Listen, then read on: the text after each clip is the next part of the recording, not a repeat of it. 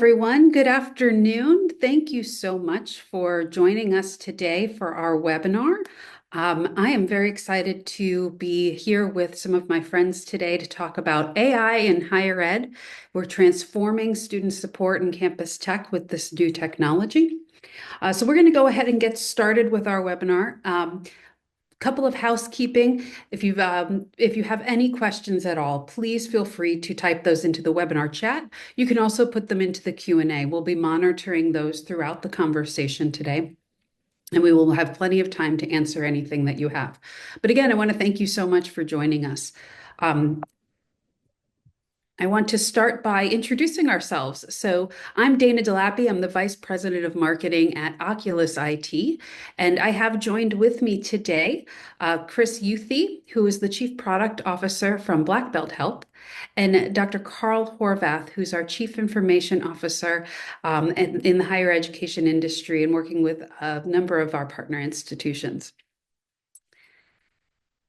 Before we get started, I do want to just do a quick overview about who we are. So Oculus IT, we do things differently here. We're a full technology managed services provider, and we work with higher education institutions all over the country to provide strategic and operational IT support, whether it's IT outsourcing or CIO leadership, ERP or infrastructure security, and also 24/7 higher ed help desk, which brings me to our partners here at BlackBeltHelp that do 24/7 student, faculty, and staff support through their AI and technology backed human network.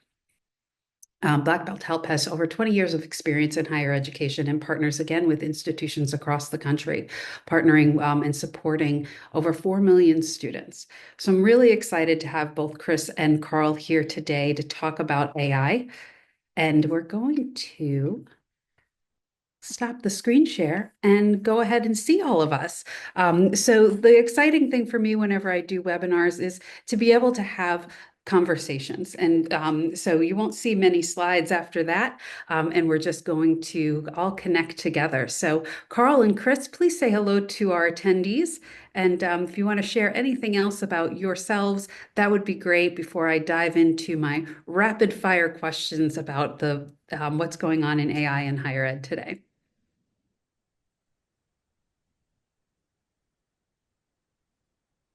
Hi, my name is Karl, and I have a long history with higher education, working with all kinds of institutions from large public to small private to community colleges in many different capacities of CIO, Chief Operating Officer.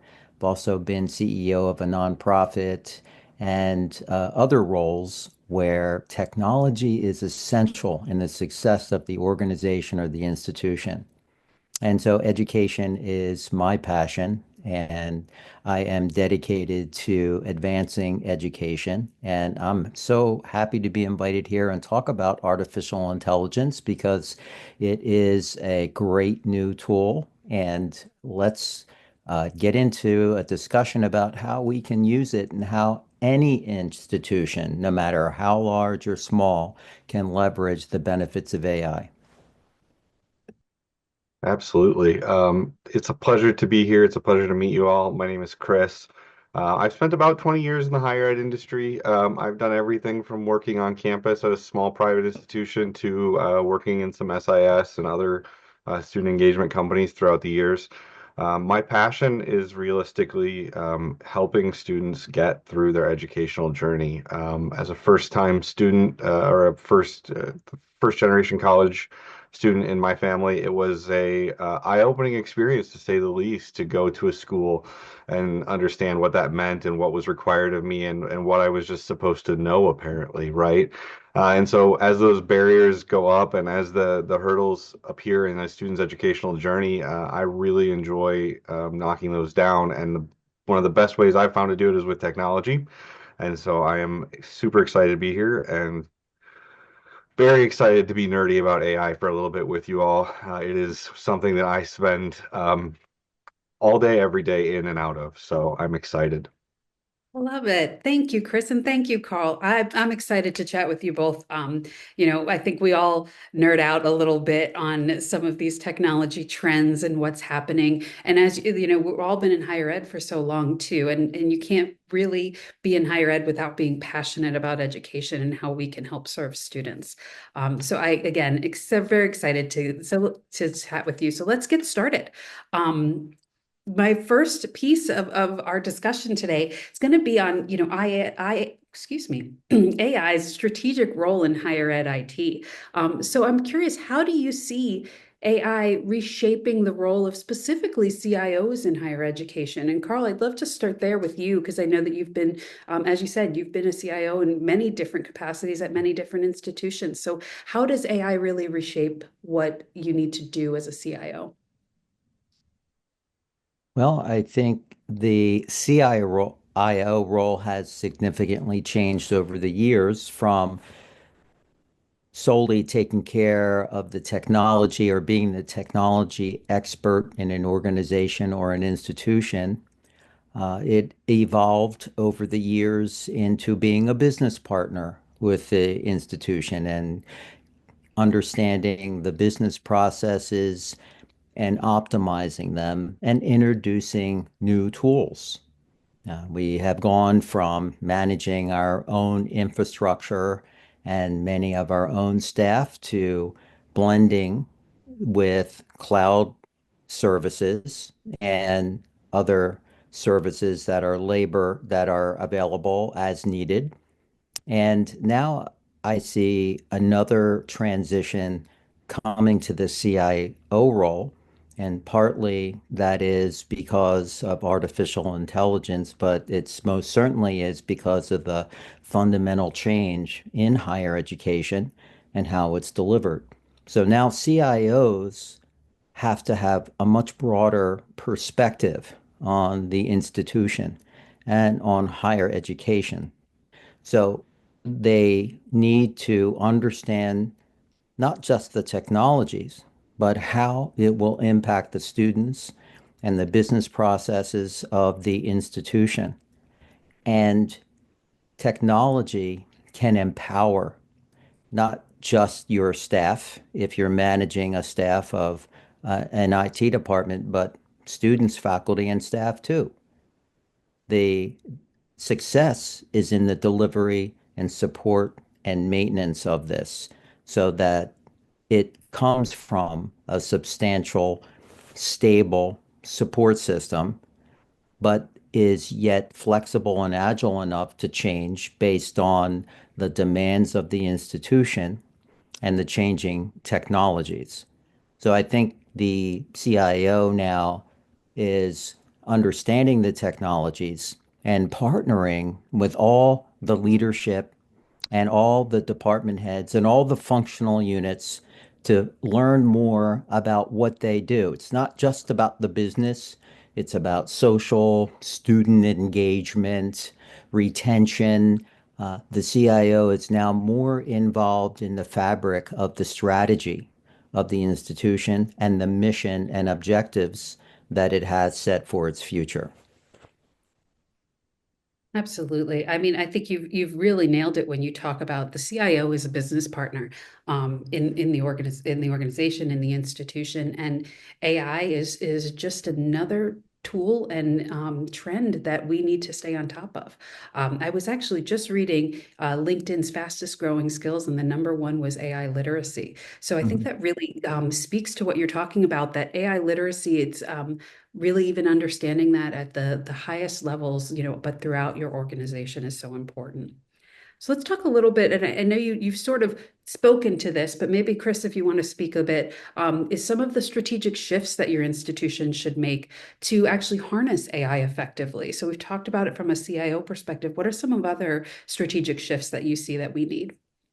Yeah, absolutely. And I couldn't agree more with what Carl said. And to add on to that and sort of blend into this next topic, it's AI is sort of the next generation or the next thing that you need to be aware of will be handling data on your campus, right? And I try to boil back to data for a lot of our technical group, right? But think of it as, I think we've all been through, or several of us have been through an evolution of data on campus and who's handling it and who's doing what with it.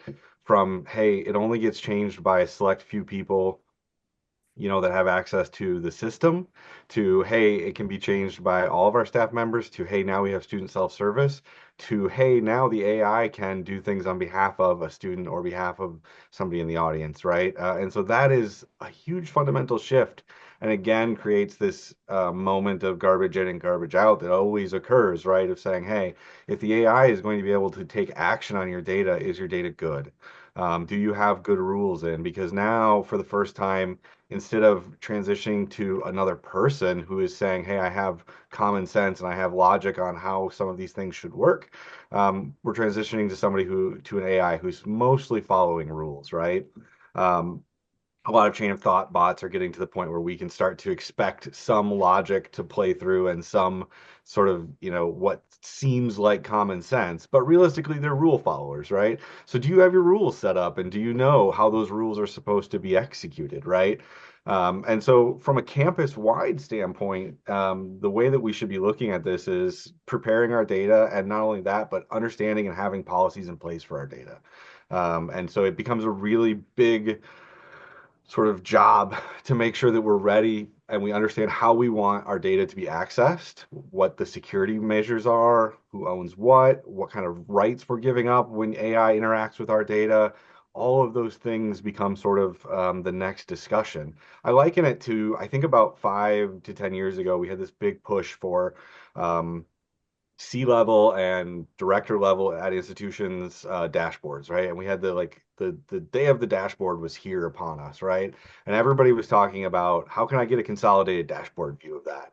And it was, companies and other people saying, well, we need access to your data. And it was the first sort of hints of how powerful the data that all of us have in our SIS systems and our ERP systems is about to become, right?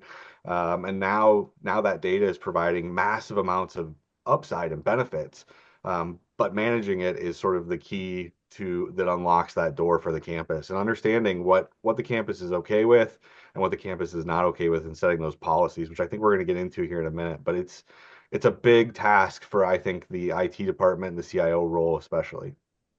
Yeah. Oh, that's great. And another thing you hit on too that really rings true for me is how, your AI tools are only as good as the rules that you put in place, right? So making sure that you're looking at those rules, you're ensuring that they've met it. But also AI is more powerful when you couple it with humans, with people. We have to take our AI, whatever tool it may be, and making sure that we have those checks and balances in place, and we have those humans who are there to also be looking at it, especially when it comes to data. That really resonated with me, that idea of, making sure you have your rules in place. Karl, any thoughts from you before I move to our next rapid fire question? Well, yes, I agree with Chris about the rules that have to be in place. And if we go back to the changing roles of CIOs today, there's a lot of work to be done, especially in higher education institutions in the area of data governance. And that has been overlooked in many institutions. And the organic, democratic nature and the open environment that higher educations encourage among the students, faculty, and staff is a benefit to educational environments for the free exchange and creation of ideas. But it can also lead to exposure and risk for the institution. And so the CIO has to take into account the stewarding of the resources, of the data. Many institutions haven't classified data across the institution in terms of private information, public information, and information in between. And it is often distributed throughout the institution and decentralized.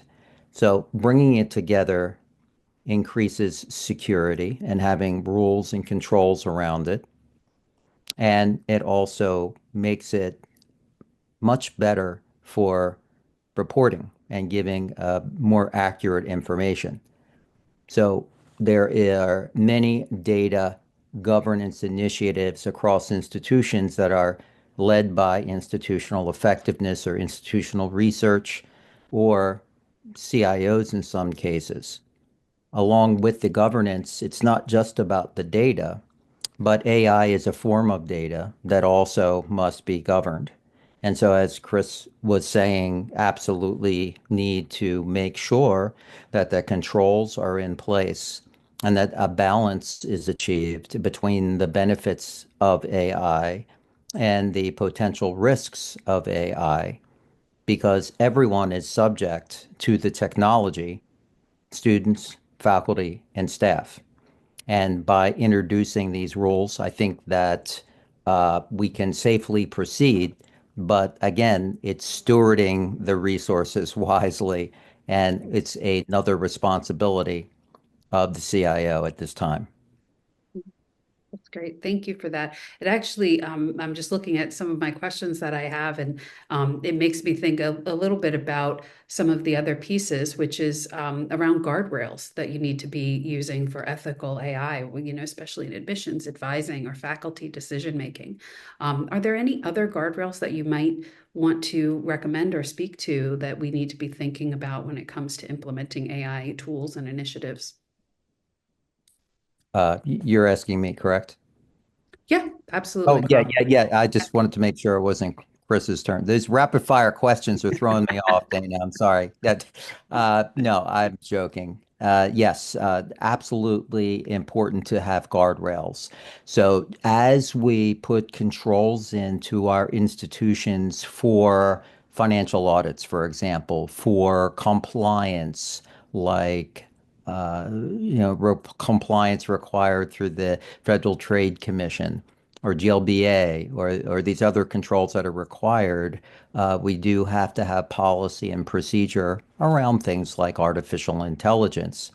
And so coupling that with our data governance policies, uh, it is important to make sure that in everything we do with technology that involves data, including artificial intelligence, is to make sure we adopt a privacy first approach so that our students, faculty, and staff can trust the technologies they use.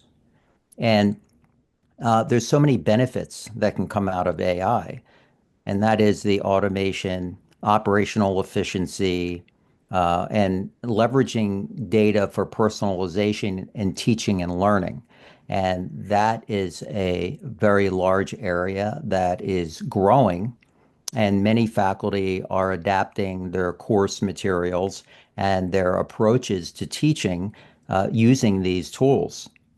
And Mhm. by using these tools, they are empowered as faculty, and as students, they are enriched beyond what they may typically get in a standard classroom environment.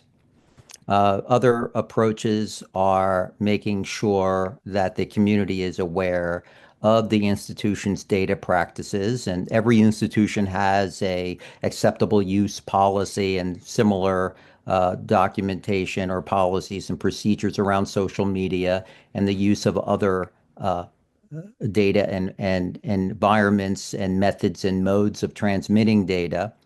And it is important that technologists or the CIO or the IT department work closely with the academic uh, unit, because there has to be a balance between personalization and data privacy or privacy of the information of students and faculty. So we are the stewards of that we don't want to be an obstacle. We don't want to create barriers, but the way that we should do it in from the IT perspective is to be an enabler, is to help people understand this is the limit, what's the tolerance. These words we take to heart because if we are abrupt and we cut people off or we force technology, then there will be a lack of adoption and development of using that technology to enrich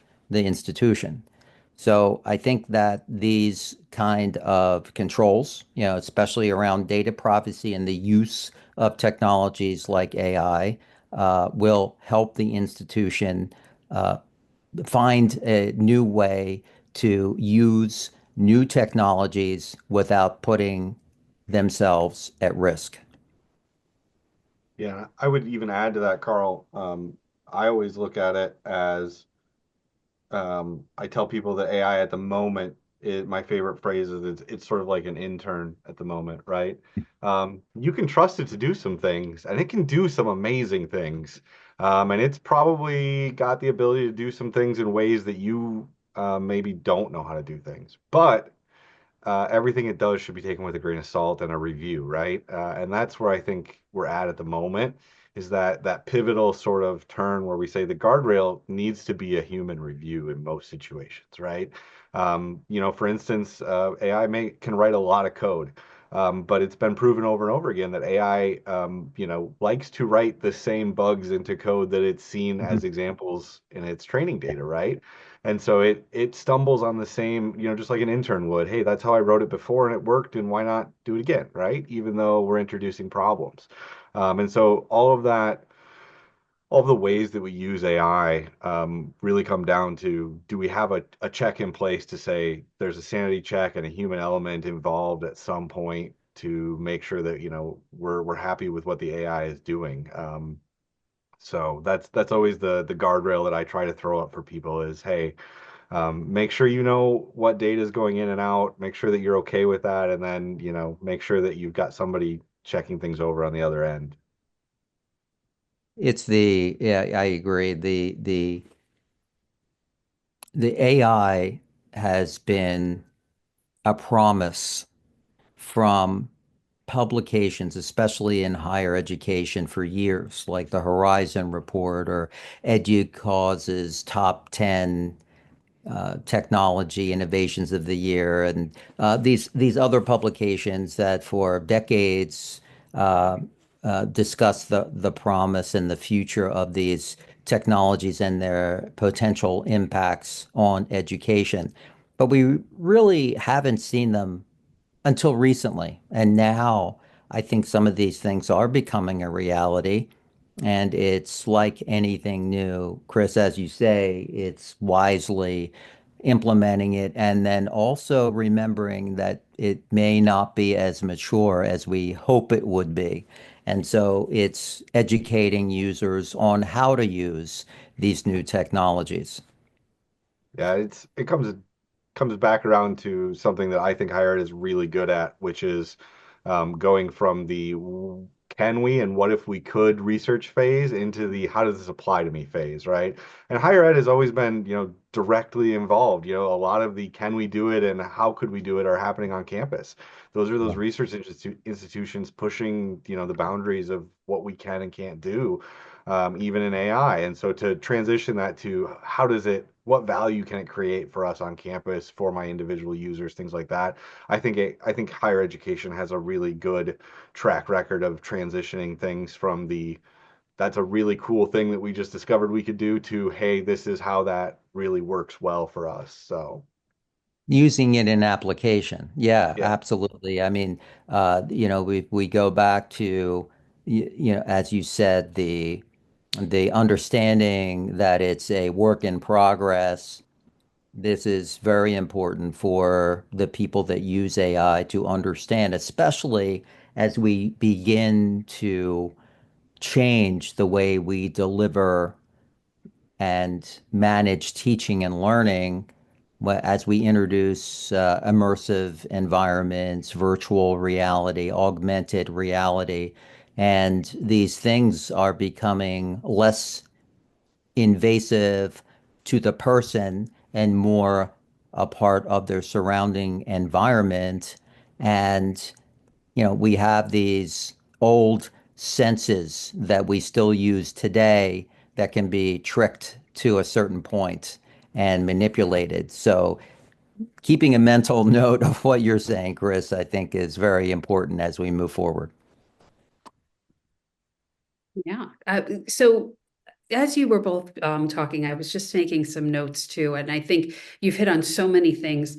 But Chris, I go back to the thing that you said about how higher ed is really focused on adopting some of these. So I wanted to circle back just a little bit to that and talk about the skills. So how do you recommend or tips for upskilling your employees and utilizing these AI tools in understanding what it takes to integrate and manage AI effectively? What are some tips that CIOs and technology teams at institutions can look to help further push that change management and innovative thinking when it comes to AI? Absolutely. That's a great question. So first and foremost is don't be afraid to play with it locally. When we talk about AI, everybody assumes that you have to do it out in the cloud. But that's not entirely true. You can do a lot of things locally on a modern computer. You can play with almost all of the most recent open source models locally in a really pretty easy interface of doing so. Something like Olama runs and you've got, Chrome extensions that can access it. Chrome now has a Chrome AI built in. There's a bunch of different ways that you can run some local things and really talk to an AI and understand what it knows and what it can and can't do. That's the first thing is just understand what prompting does and how asking different questions can get different results. Um, Before you get into how we use it for the institution, understanding how we interface with it is critical, right? And understanding how critical prompts are and things like that and what that means, right? And it's all available to you easily to run locally with no security concerns, right? Hey, I can run it on my computer. I'm not transmitting any data. That's a fantastic way to get started. The other thing is to realize that all of the AIs out there are really interesting and fun to play with, but unless you're doing something that's been done with known public data, you are going to run into a situation where you want it to be more useful, and so you want it to have access to your data. And that's where things like the Model Context Protocol or MCP, which just sort of came out with Anthropic and a bunch of people are adopting it. Those types of connectors, which is essentially just defining the way that generative AI models can access data and access other tools. Those kinds of things, and considering, hey, if we've got data stores and do we know how we want things to connect to those? We can connect to them locally and test that, see what we get back, start to understand what we could do out of it. Those are important steps, right? Knowing that we have a plan for how we get access to our data. The other one is then taking and kind of an important one, taking inventory of all of the applications on campus that have AI built in. And I use air quotes and I stressed caution because that was the sort of the hot thing for the last 14 months is, hey, we have AI as part of our application. Okay, do you? That's great. What does it do? Where does it execute? Where does it operate? What data are you sending to who to do that? And do I really want you doing that, right? So having a handle on those applications and knowing which ones are doing what that usually leads to very quickly is the CIO going, hey, those applications, they don't need to talk to an outside AI. We can be responsible and decide that, hey, as a group, this is the, whether it's OpenAI or Anthropic or Google or wherever you go, IBM, this is the AI, you know, um, tool that we're going to use. Almost all of them support the OpenAI API standard now. And a lot of applications that have AI built in will let you specify your OpenAI creds. And so from an institution standpoint, you can have data control, you can have visibility. Things like that are important, right? To understand what applications on campus. I mean, if you think about it, any application that can access your SIS data that has AI within could suddenly be sending a lot of data to the cloud that the end user may not even realize. They just think, oh, cool, I can ask it for a report in a natural language and it's giving me a report. Well, How's it doing that, and where's the data going back and forth from? So upskilling in that area and just recognizing, hey, we need to be good stewards of our data and own it across the way. And talking with your departments about some of the challenges that they have that could be solved by AI, right? Hey, we need to respond to questions. We need to draft emails faster. There's a whole host of things that AI can do really well, right?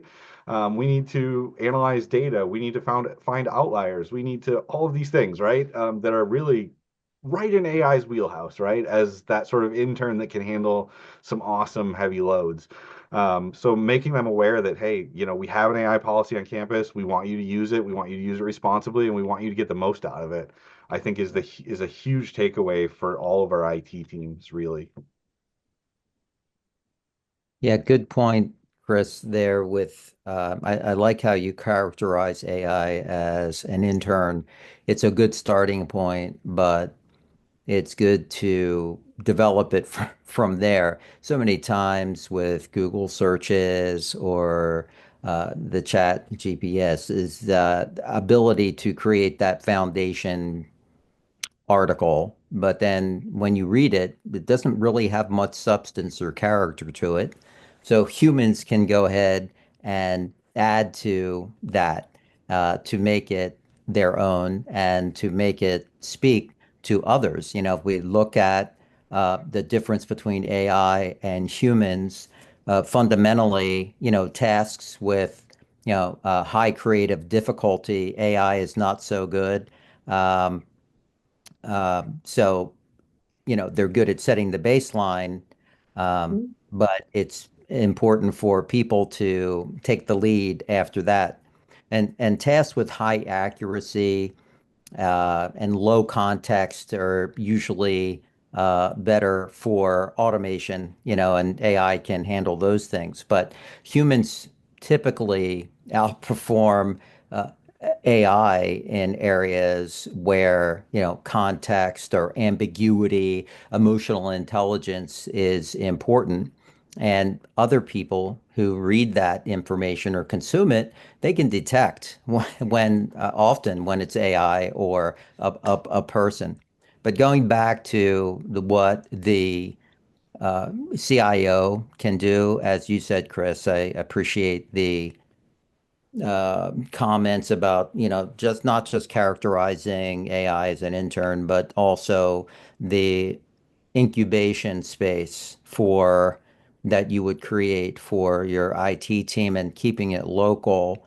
And you're 100% right about, these applications on campus uh, that many are so proud they have them with the latest technologies, but what risk is being introduced into the environment unbeknownst to many? And so awareness is important. And I think that CIOs have to have a uh, a strategy, the AI strategy, for sure.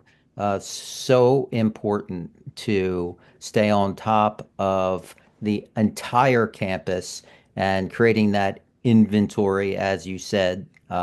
Definitely want to know what applications can connect with what data.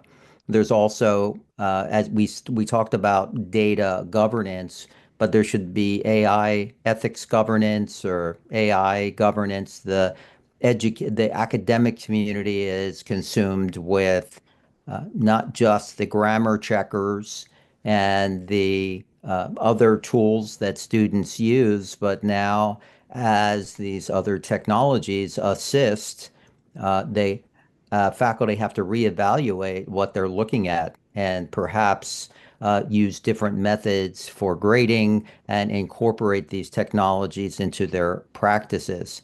So it is important to have policy and procedure around AI as it develops. And these are best practices, as we move ahead. But developing a clear AI strategy so important and establishing a governance framework of some sort, not too much where it gets in the way, but enough to avoid some of the issues that you were talking about. And we certainly want to foster a culture of learning and innovation, but not at the cost of putting the institution on the front page of a newspaper. So good inputs, Chris. Yeah, thank you both. Those are great. As I listened to, I was thinking about, I'll go back to one thing you said, Chris, about prompts, prompts. When you're using AI and thinking about how to ask, if you ask better questions, you get better answers, kind of thing, which has always been a data phrase that I've heard used. And I think it works really well here in AI as well. Creating that, as you said, Karl, the incubation space, that ability to play. So let's get some prompts, let's get some play, and really, start to test out these things. But also the idea of data, IA governance. AI governance, and having that strategy is another, great place to start for many institutions. So we do have a couple of questions, and one of them was my closing question. So it's a great segue here. I do want to invite our audience again. If you have any questions, please put them into the Q&A and or into the chat, and we're going to answer them live. So I have one here from Bill that I'd love to share to ask, which is, what are some specific AI quick wins that IT leaders can use to help show their staff and faculty really what's possible? I mean, I'll take a first crack at that, and not to toot my own horn, but I think AI assistants are really the one of the easiest wins on campus, from a chatbot and voice assistant perspective. The ability, we're sort of think of it as moving from, there was an evolution and a sort of revolution when search engines became commonplace, right? And so you could access data so much more easily. Now we're shifting, and we can utilize AI to be sort of the ultimate final boss form of the search engine, right? Because now we're not just asking, the question and getting a suggestion of where we might find that answer. We're asking the question, somebody else is ingesting and crunching the numbers and the data, and giving us back the actual answer. And so as students have really evolved their expectations for how they get help and support, whether it's IT or student services or anything on the whole spectrum, it's important to meet them where they are. And I think one of the things that they're expecting is sort of that instant access to data, simply by asking a question, simply by saying, where is the coffee shop? Okay, I don't want a page that shows, that I don't want a link that points me to the coffee shop webpage. Just give me the address and offer to navigate me there because I'm on my phone, right? How do I pay my bill? Well, here's how you pay your bill. You're an undergrad student, so go here and do this thing, and here's all of the steps, and I've made it really easy for you, right? Those kinds of connections and answering questions that would otherwise be answered by sort of the knowledgeable, either, I always think of it as it's either going to be the advisor or the RA, right? The first person that student can go to on campus, to sort of ask those questions. AI has really taken over some of that, and not just because it can, but because students have grown into expecting that. That's their preferred modality, right? They'd rather talk to the AI than talk to their RA. And so that's a shift, for people of my age, certainly. And then the other quick win I would point out, would be some data analysis opportunities. The ability to identify, common traits and issues in your data. Especially, I saw a school not too long ago that had put a lot of their billing data through into AI and made it available, and sort of asked it to summarize, common scenarios where bills were late. And they came away with a list of like 13 or 14 factors that seemed to really be impacting. And probably 4 or 5 of them were kind of well known. And then there were a few that were very unique to that institution, that gave them a way to say, hey, we can approach this group of students that are having issues paying their bill from this other angle. There's an underserved population that we can help pay their bill. They have options that they didn't know about, or whatever it is. And so now we're identifying them, and we're getting ahead of that, right? And we're tailoring our programs to make sure that they know what's available. So that data analysis, that we'd all love to sit and, really sift through the data and try to find those correlations, but we're all one pivot table from going crazy anyway. So having AI be able to do some of that stuff is an awesome quick win. And being able to point it out, to your staff and faculty, especially saying, hey, the other example I saw the other day was an institution who used AI and their course catalog, and they had mapped out their potential course offerings for the next 3 or 4 years, and they mapped out all the different ways that you could get the different degrees, and they discovered that for one degree there was like only one path of taking courses. And so they were like, oh, wait a minute, if you really want this degree, you have to be very careful about the courses you register for. There is only one path to do this in 4 years, right? Whereas everything be just the way that things had sort of lined up, right? And it was incidental. It wasn't on purpose, but that's just how it came out, right? And so some of that kind of things can be very interesting to say, oh, well, there's 30 paths to get this degree and there's one path to get this degree. What have we done here, right? That's so interesting. What a great case study for AI and to understand, to help you understand, so it influences your decision making across all of our departments, right? So all of us here, we're focused on the IT department, but thinking about how our use of AI and our use of those tools help to influence decision making across other departments. I'm going to have to talk with you about that one offline. I'm really interested in that case study to learn more. Karl, any quick wins from you that you'd like to share with the group?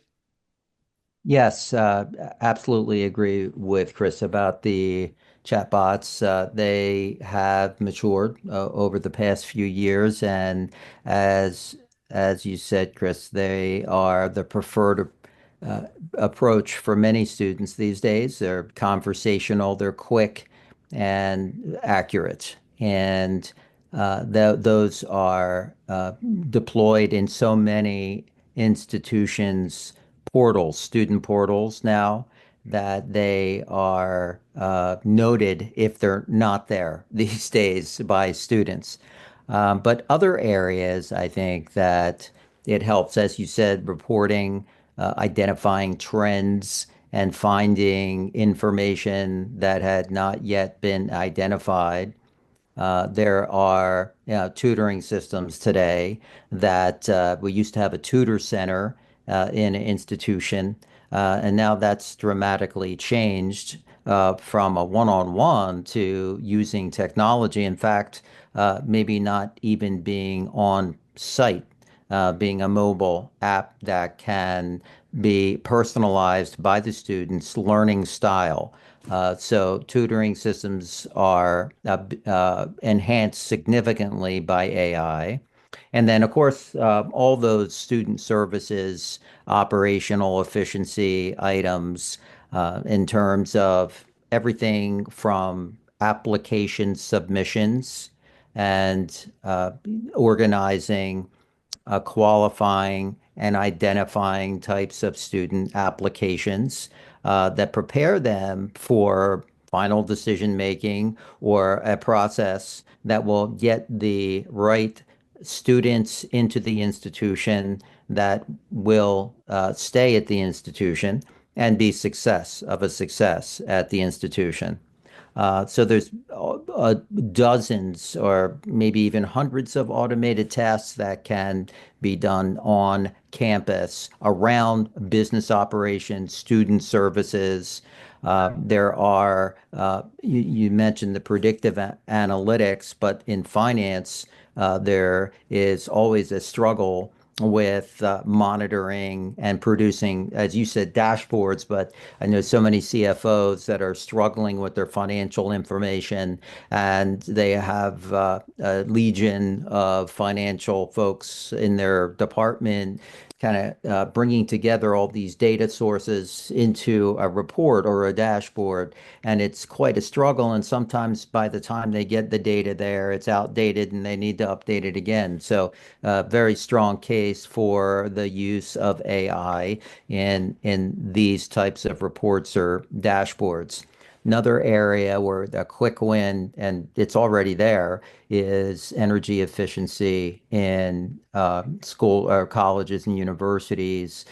We have, I'm sure everyone's heard of the systems that are monitoring room temperatures, lighting, and also enhancing campus security in terms of monitoring the absence or the presence of people, the state of doors, door access, timings, and also unusual conditions such as a lockdown or an emergency can be automatically built in and decrease risk for the institution and students, faculty, and staff. So there's quite a few instantly useful applications of AI in a college campus today. And of course, the future holds so many more innovations and assistance for our campus communities. Absolutely. Thank you both. Before I ask my final question and we go through a wrap up, I did want to harken back to we did a poll question here for our attendees. And thank you for all of those who took those attendees or took, excuse me, took that poll. And this is around like which technology-driven solutions your institution is currently exploring. And I know nearly 50% of our attendees haven't started yet. So hopefully we've given you some really great ideas here on how you can start to make some of those quick wins, how you can start to utilize those at your institutions, whether it's AI-powered chatbots or help desk automation, or, going back to some of these energy efficient solutions that you can find with the data that you pull in. So the final question as a wrap up. Yes, Just yes, real Karl? quick, Dana, I just Yeah. wanted to harken back to a comment Chris made before and about kind of using AI awareness, and I was talking about data governance. It's interesting with that poll response where you noted that half of the respondents uh, do not believe that they've started utilizing AI, but so many vendors today are baking it into their solutions. They may not even be aware, the consumers of these may buy the outward solution, the software, and what it can do, but yet AI is in there, it's baked in. And that's one thing to consider. There's a thing called a heck that from EDUCAUSE, which analyzes the risk to a university and the preparedness of a technology solution for an institution. And many schools use this to evaluate software to see if it's a good fit for their institution. I think we need to modify that heck that with some AI also, observations and characteristics to look out for that may cause issues down the road. And then also understanding as you acquire these solutions that, oh, we are an IAI enabled campus. That's great. That's a great call out for absolutely. So let's wrap up here. So the last question is, what does the future of AI in higher education look like in the next 5 to 10 years? And I know you both have touched upon some of these, especially as you shared some of your examples. But if you would sort of put a bow on it for our attendees here and share what you think the future really looks like.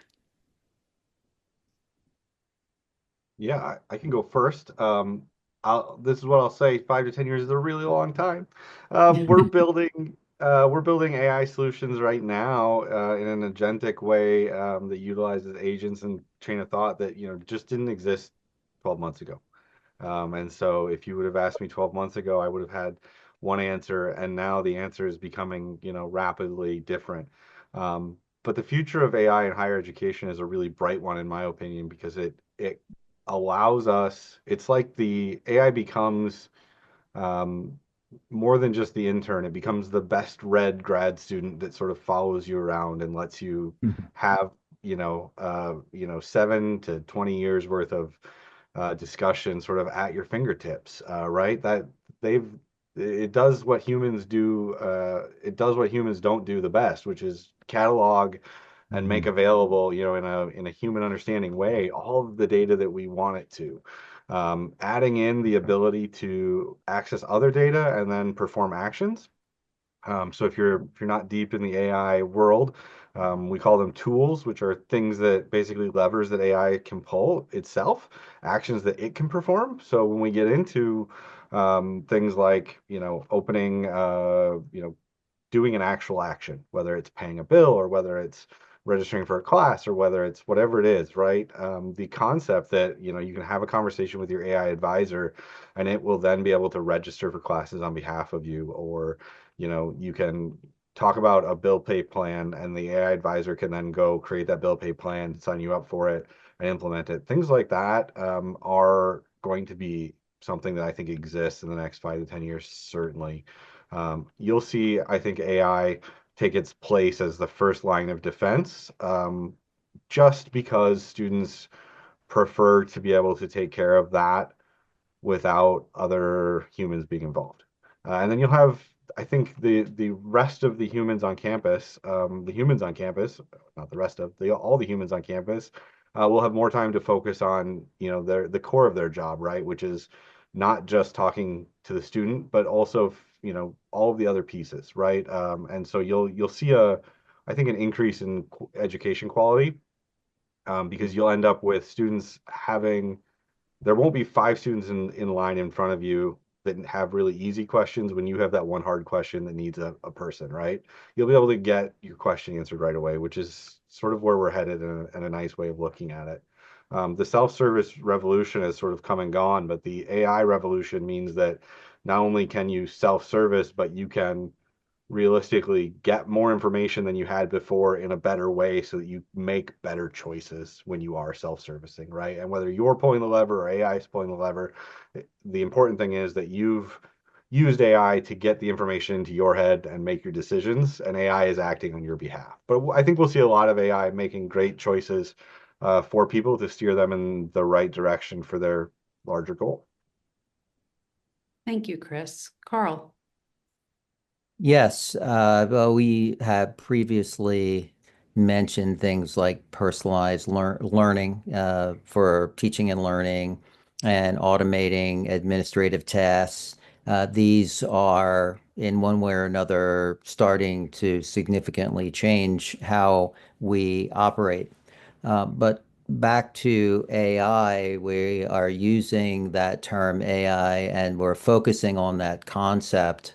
But I think the beauty of AI and the danger is that it will blend into and disappear into our lives so that will not be as obvious as we're making it now. It's newer, it is making changes, but it really enhances life, right? And as Chris was saying, it will help us make better decisions.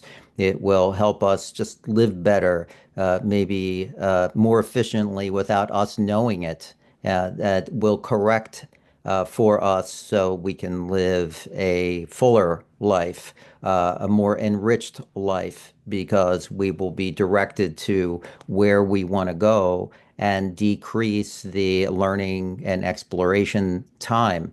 But then conversely, what happens to the quality of experience, the development of acumen, and these other areas of development in the human. So yes, very useful and very exciting new technologies that will be coming, and especially in the healthcare industry, and so many schools that I have worked with university health systems are making significant strides in surgical procedures and care of aftercare of patients, and that is continuing and rapidly developing. So again, back to the quality of life, a surgical procedure that may have taken months to heal from now takes weeks or perhaps even days. So what can CIOs do to prepare for the unknowns? Like Chris was saying, it changes rapidly, right? So we have identified some promises made in the past by pundits and Horizon and EduCause about the future of higher education technology. But fundamentally, what does the CIO have to do to prepare?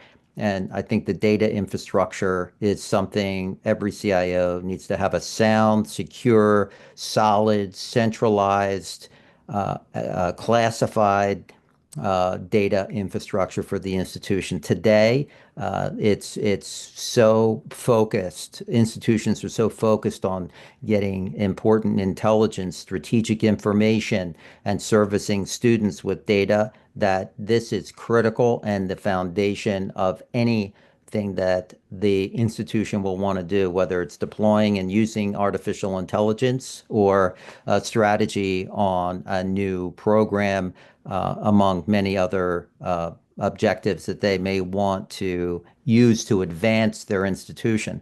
We talked about cybersecurity. Got to keep that up and running.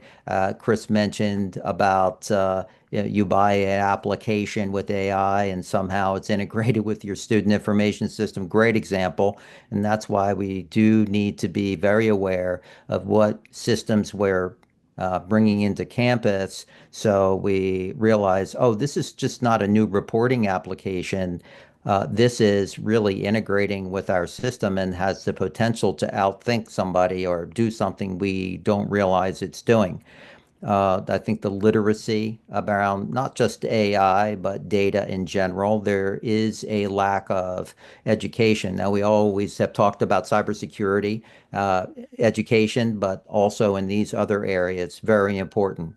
And finally, accessibility is going to be enhanced so more students can access content and experience what all students experience with AI, helping them enjoy the full experience of learning. And also, CIOs should be reaching out to, for public-private partnerships, working with vendors and other corporations and companies, because this is where the employees from tomorrow will come. And so it helps the university educate students better. It helps industry get the types of employees they're looking for. Thank you so much, Karl, and thank you, Chris. So we're going to wrap up. I want to thank everyone for joining us today. This was a fantastic conversation. We hit on so many great topics. This webinar was recorded, so we will be providing that to all of our attendees. I want to thank you for the great questions. If you have any additional questions or want to talk to us more about AI, feel free to reach out to us. Thank you again for everyone's time today. I hope you have a great rest of the day. Thank you, everybody. Thank you.